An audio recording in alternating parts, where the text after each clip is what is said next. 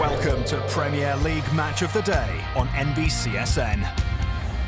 Hello and welcome along to Match of the Day. I'm Rebecca Lowe. The weekend kicked off with East London against North London, West Ham against Tottenham. There's never any love lost between these two, especially since the Hammers virtually ended Tottenham's title chances a season ago. Your commentators at London Stadium, Peter Drury and David Pleat.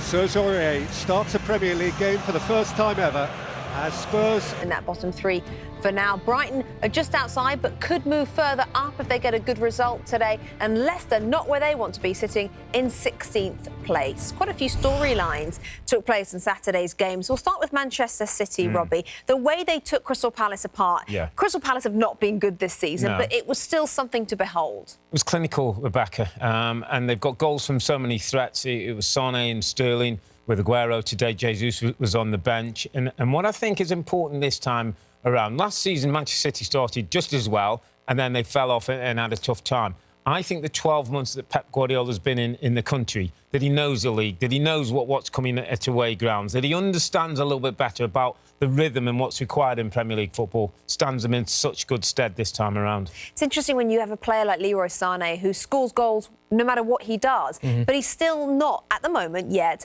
one of the first names on the team sheet. That just shows the luxury they have in depth. Yeah, the depth of talent, and it's remarkable. And Pep has enjoyed it at Bayern Munich. He's enjoyed it at Barcelona, a problem he knows how to manage well.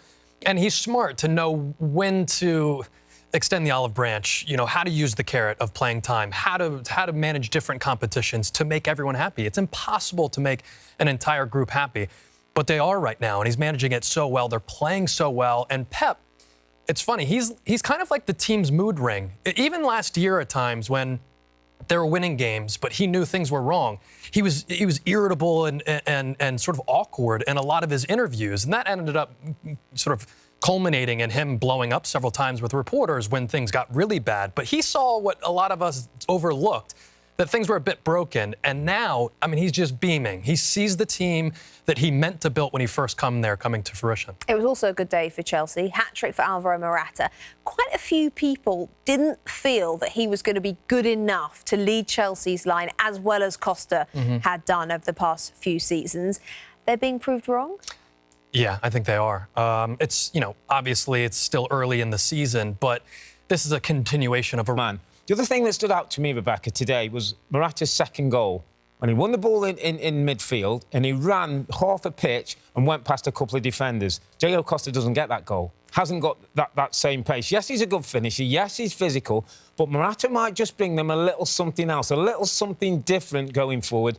6 goals in his first 6 games. It's only a small body of work so far, but you have to say it's been pretty impressive. Let's talk about Everton. They spent a lot of money this summer, but they were screaming out for a striker. Sandro hadn't really done it so far. And then out of the woodwork comes Oumar Niasse, who wins the game for them, scores in the midweek, and wins the game for them today off the bench. Football's funny. He has to throw you in, or he throws you in. He scored in the League Cup, scored a wonderful goal in the League Cup, the win against Sunderland. 2 goals today is almost a hero and would have gone a long way to securing things with Ronald Koeman, because things could have gone a little bit sort of turned the other way if Everton didn't get the result today. But Niasse might just be the player they need. A little bit more pace, a little bit more presence. They've got Sigurdsson and they've got Rooney who can provide, but you've got to have somebody who can finish. And listen, stranger things have happened. He might just find himself in the team on a regular basis. And I don't want to take anything away from Niasse and belittle what he's done, because he's been really important in the last 2 games.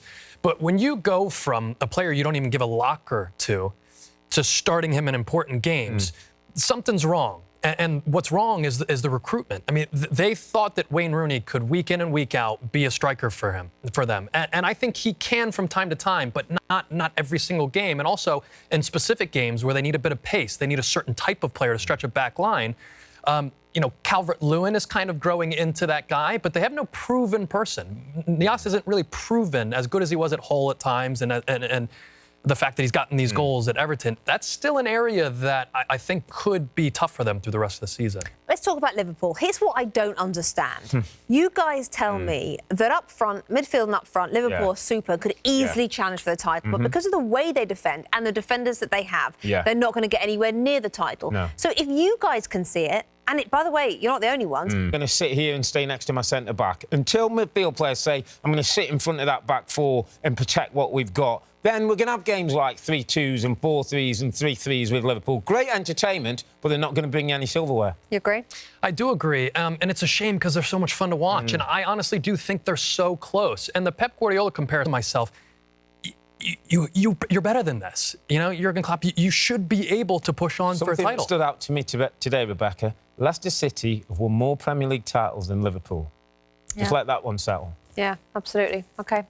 You've cheered the Liverpool fans up. Gentlemen, thank you very much indeed for your company. That is all from us on Match of the Day, and it was a big day for the Premier League's big clubs. Both Manchester teams, along with Chelsea, Tottenham and Liverpool, grabbing the full 3 points. And as we saw, it's those teams that make up the current top 5. Could a historic title race be on the cards? We'll soon find out. From Robbie, Kyle and myself, Rebecca Lowe. Thanks for joining us. Take care. See you soon. Bye for now.